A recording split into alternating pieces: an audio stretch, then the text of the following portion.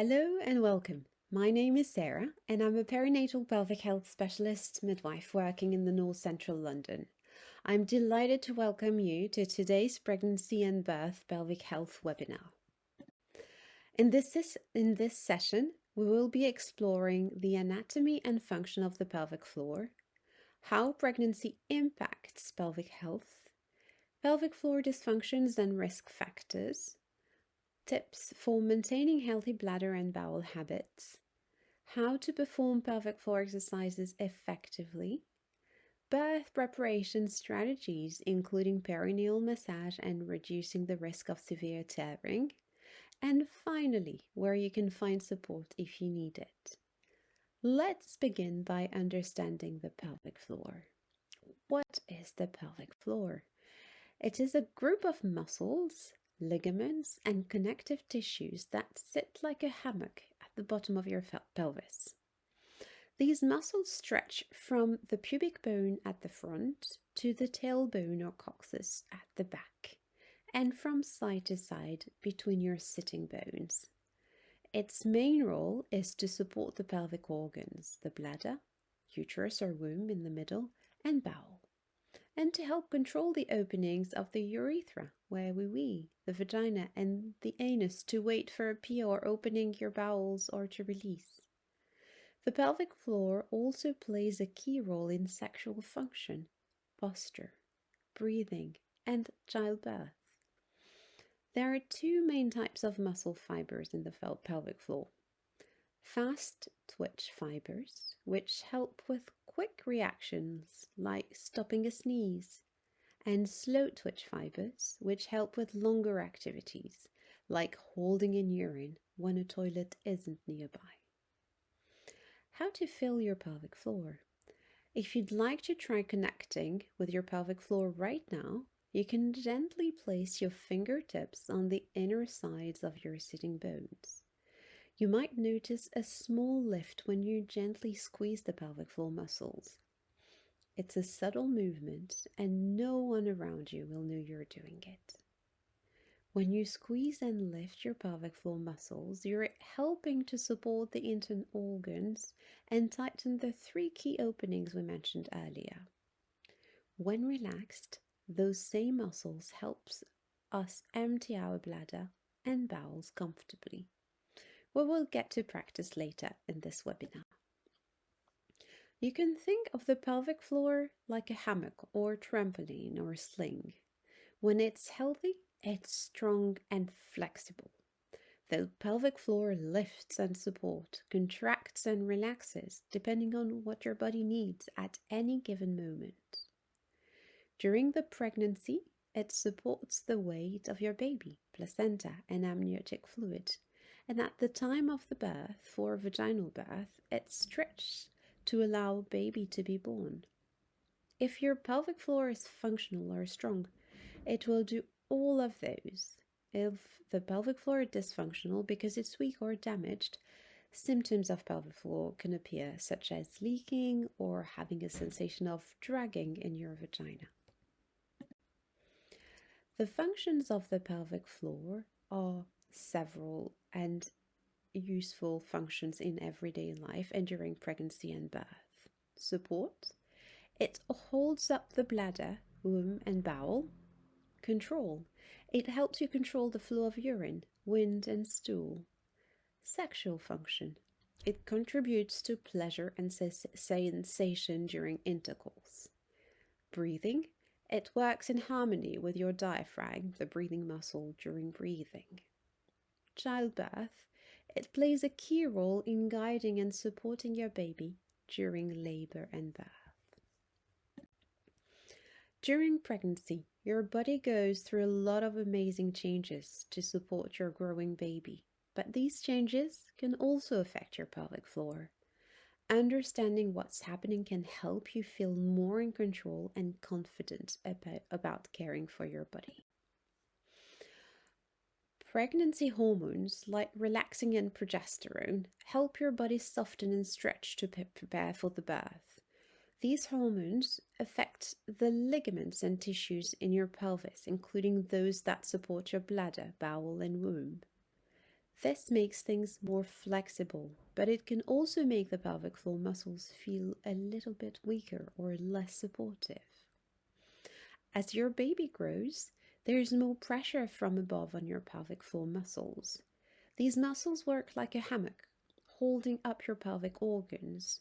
The extra weight can sometimes cause symptoms like a heavy feeling or leaking urine when you sneeze or difficulty fully emptying your bladder or bowels. As your bum gets bigger, your center of gravity shifts forward. This can change how you stand and move, which may affect the way your pelvic floor muscles work, especially if other muscles in your back or core are tight or overworked. Due to both hormonal changes and the pressure from the uterus on your bladder and bowel, your pelvic floor is working hard to manage these changes. You may experience in pregnancy the need to wee more often or a leak when you cough or laugh. You might also notice constipation. More blood flows to the vagina area during pregnancy, and the tissues become softer and stretchier in preparation for the birth. You might feel more pressure, swelling, or changes in sensation. Understanding pelvic floor dysfunction is essential. These are signs that your pelvic floor might not be working as well as it should. Before we dive in, let's do a quick myth busting activity. I'll ask you a few true and false questions. Feel free to answer in your head. Wetting myself when I laugh is normal part of pregnancy. This is false. While this is very common, it's not considered normal. 1 in 3 women experience urinary leakage during pregnancy, but there is support and treatment available. Second question. Wearing a pad every day because of leaking is just something I have to leave now. Again, this is false. Leaking is not inevitable, and pelvic floor exercises can make a big difference. Please seek support if you noticed any leaks. I don't need to do pelvic floor exercises because I don't have any symptoms. Pelvic floor exercises are preventative as well as therapeutic. Doing them now can help you avoid problems in the future. I'm planning to have a C-section, so I don't need to worry about my pelvic floor. This was also false. Pregnancy alone, regardless of how you give birth, can affect the pelvic floor. It is still important to do the exercises and support your pelvic health. Not making it to the toilet in time is normal during pregnancy. Urgency, whether for wee or poo, is a common symptom of pelvic floor dysfunction, and you should get support from your pelvic health team. Some statistics to consider. A 2023 survey by the Royal College of Obstetricians and Gynecologists found that 60% of UK women experience at least one symptom of pelvic floor dysfunction. 53% of those women didn't seek help. Of those who didn't, 39% thought their symptoms were normal, and 21% felt too embarrassed to ask. So while these symptoms are common, they are not something you have to put up with. This webinar is a safe place to learn and know where to turn for support. Other statistics to consider. 1 in 3 women will experience urinary incontinence in the first year after having a baby. 1 in 7 women experience anal incontinence, and 1 in 12 will have a pelvic organ prolapse. There are several ways pelvic floor dysfunction can present. Urinary urgency or incontinence is the sudden, strong need to wee or open your bowels, sometimes with leakage before reaching the toilet. Urinary stress incontinence is the leaking when laughing, coughing, sneezing, or exercising. Fecal urgency or incontinence or flatal incontinence is the difficulty holding in bowel movement or wind. Pelvic organ prolapse is when one or more of the pelvic organs drop down into the vagina, leading to the feeling of heaviness or bulging. Sexual dysfunction is pain or reduced sensation or difficulty reaching orgasm during sex. Here are the screening questions to ask yourself. If you answer yes to any of the following, please speak to your midwife, obstetrician, or GP for further support. Do you leak urine when you cough, sneeze, laugh, or exercise?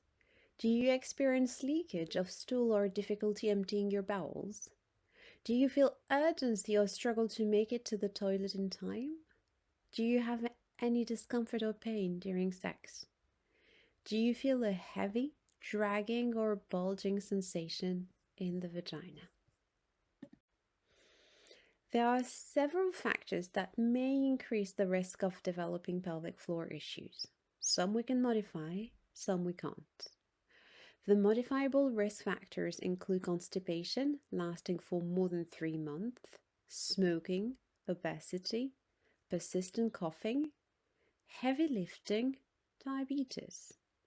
The non-modifiable risk factors include a family history of pelvic floor dysfunction, mum or sisters, previous pelvic surgery, connective tissue disorders such as hypermobility or fibromyalgia, chronic respiratory conditions, and the pregnancy-related risk factors do include age over 30 at the time of the birth, first or multiple pregnancies, back-to-back baby position, assisted vaginal birth, forceps or ventouse or kiwi, shoulder dystocia, meaning baby's shoulder getting stuck behind the pubic bone, long pushing stage over an hour, 3rd or 4th degree perineal tears. Let's take a breath here and move into bladder and bowel habits. Here are some key tips for supporting your bladder and bowel during pregnancy. Aim to drink 1.5 to 2 liters of water each day. Avoid bladder irritants such as caffeine, fizzy drinks, citrusy juices. Eat a diet rich in fiber, whole grains, vegetables, fruits, legumes. Breathing and the pelvic floor work together as a team. When you breathe, your diaphragm moves down, which causes the pelvic floor to lengthen and relax. When you breathe out, the diaphragm moves up and the pelvic floor gently contracts and lifts. Create a new habit to support you looking after your bladder and bowel. Go to the toilet as soon as you feel the urge. Don't hold it in. Stay active to help bowel motility. Use the correct toilet posture, similar to the squatty potty position. Knees above hips, lean forward. Relax your jaw and tummy. Breathe in to allow your tummy muscles to relax forward and breathe out, pulling your tummy in. Don't rush or strain. Give yourself time to empty fully. If straining remains, discuss medication called laxatives to support you. Now, let's talk about pelvic floor exercises. Pelvic floor exercises help to keep the muscles strong and responsive. They're especially important during and after pregnancy. Pregnancy can increase the load on your pelvic floor muscles, so strengthening them during pregnancy and after every pregnancy is essential. To activate your pelvic floor, imagine trying to stop yourself from passing wind. At the same time, draw the muscles forwards and inwards as if zipping up from back to front. Keep breathing and don't tighten your thighs or bottom muscles or glutes. And let go fully after each squeeze. There are 2 types of exercises as there are 2 types of muscles. Short squeezes, squeeze and release up to 10 times. Long holds, squeeze and hold for up to 10 seconds. Repeat 10 times if you can. If you are currently symptom-free, then it is recommended to complete long and short holds once per day. If you are experiencing any symptoms of pelvic floor dysfunction, such as leaking urine, then you should complete these exercises 3 times per day, but seek advice from your pelvic health team for personalized advice. Everyone has a pelvic floor, and pelvic floor muscle training, also known as PFMT, should be a lifelong practice for everyone, regardless of age or gender. These exercises are designed to build strength, improve endurance, and support functional control of your pelvic muscles. When your pelvic floor is well trained, it's less prone to injury and easier to retrain after any kind of damage. In pregnancy and birth, stronger pelvic floor muscles may even help support the labor process. But like any muscle group, strengthening takes time, often 6 to 12 months, so consistency and patience are key. The good news? It's never too late to start. And as with everything, balance is important. So remember, everything in moderation. Preparing for the birth. Perineal massage can help to prepare the area between the vagina and the anus, called the perineum, for birth. Here is a short video to demonstrate how it is done. Please watch it now or later. When it comes to a vaginal birth, it is important to know how to prepare you and reduce the risk of tears. 85% of women who will have a vaginal birth will have a tear, and 75% will need repair. There are 4 degrees of perineal tears. So 1st degree skin only, 2nd degree muscles involved, perineal muscles, 3rd degree involves the anal sphincter, and the 4th degree extends through the sphincter into the rectal lining. The 3rd and 4th degree tears are complex tears, which accounts for approximately 3.1% nationally. They need repair by a senior obstetrician. There are risk factors associated to them, which will be discussed just after. Most importantly, there are ways to reduce the risk of sustaining those tears. The information discussed can be found online or by scanning the QR code from the leaflet. The risk factors for 3rd and 4th degree tears or forceps are used to help you give birth, or this is your first vaginal birth. The following may also increase the risk of sustaining a 3rd or 4th degree tear. You sustain a previous 3rd or 4th degree tear. Your baby is born in the back-to-back position. Your baby is over 4 kilograms or 9 pounds. You are of South Asian ethnicity. Your baby is born quickly. You are over 35 years old of age. Your baby's shoulder gets stuck behind the pubic bone, also called as shoulder dystocia. A ventouse is used to help you give birth. The pushing phase of labor takes a long time. While not all tears can be prevented, we do know that some strategies help reduce risks, such as performing perineal massage from 34 weeks onwards, applying warm compresses during the birth, a hands-on approach by your midwife to support the perineum, listening to guidance during pushing, small controlled pushes when the baby's head is crowning, choosing a birth position that feels right for you, such as all fours, side lying, or upright. I hope you have enjoyed this webinar and that it has provided you with tools on how to take care of your pelvic health in pregnancy and for the birth. Where to get further support? If you're experiencing any symptoms or would like more guidance, speak to your midwife, GP, or obstetrician. Ask for referral to your local maternity pelvic health team from booking up to 6 weeks post-birth. After 6 weeks, you can contact the pelvic health service directly. We'll provide the email and QR code shortly. You can also explore trusted online resources, including North Central London PPHS page, the NHS Squeezy app, the pelvic health information on bladder, bowel, pregnancy and postpartum support via the QR code presented on the next 2 slides.